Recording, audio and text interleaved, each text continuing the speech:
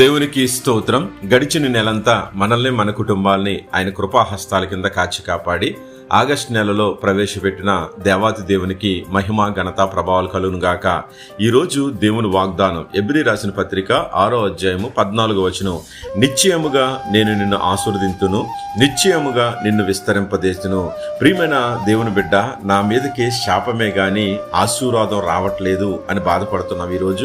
ఈరోజు నువ్వు చేయవలసిన పని ఏంటంటే, ఈ నెలలో నాకు ఆశీర్వాదం కావాలి ప్రభువా, నా జీవితం మారాలనుకుంటే ప్రభువు వెలుగులో నువ్వు నడు. దేవుని సన్నిధిలో యాకోబు ఎలాగైతే ఆశీర్వాదం పొందితేనే గాని నేను విడవను అని ఎలా పాదాలు పట్టుకున్నాడో విడువుకోకుండా ఈరోజు ఆయన పాదాలని, ఆయన చేయిని, ఆయన సన్నిధిని పట్టుకుని నువ్వు బ్రతిములాడితే కనుక ఆనాడు పక్షులను జలరాశులను ఫలింపచేసి అభివృద్ధి చేయించిన దేవుడు, భూమి మీద విస్తరించండి అని ఆశీర్వదించిన దేవుడు, స్త్రీని పురుషుని ఆశీర్వదించి మీరు ఫలించి అభివృద్ధి పొంది విస్తరింపచేయండి అని సెలవిచ్చిన దేవుడు, భూమిని నుంచి దానిని ఏలుడి అని సెలవిచ్చిన దేవుడు, 7వ దినమున ఆశీర్వదించి పరిశుద్ధపరిచిన దేవాతి దేవుడు, నోవహును అబ్రహామును అతని మూలంగా జనములన్నిటిని ఆశీర్వదించిన దేవుడు, నీవు కూడా యెహోవా చేత ఆశీర్వదించబడిన వాడువు కనుక ఈరోజు నీకు తోడయుండి నిన్ను కూడా ఉండి నిన్ను నడిపించి ఆశీర్వదించడానికి ఆయన సిద్ధముగా ఉన్నాడు.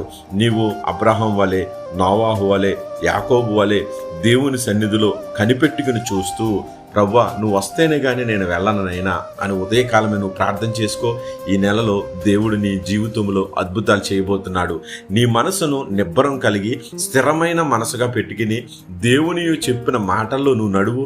తప్పకోకుండా దేవుడు నీ దేనిలో విస్తరించట్లేదో, దేనిలో ఆశీర్వదించబడట్లేదో, కుటుంబ పరంగాన, వ్యాపారంగాన, ఉద్యోగంగాన, లోకంగాన, లేకుంటే ఆత్మీయంగాన దేవుడు నీకు తోడై ఉంటానంటున్నాడు.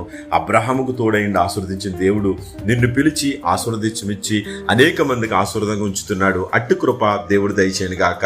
God bless you.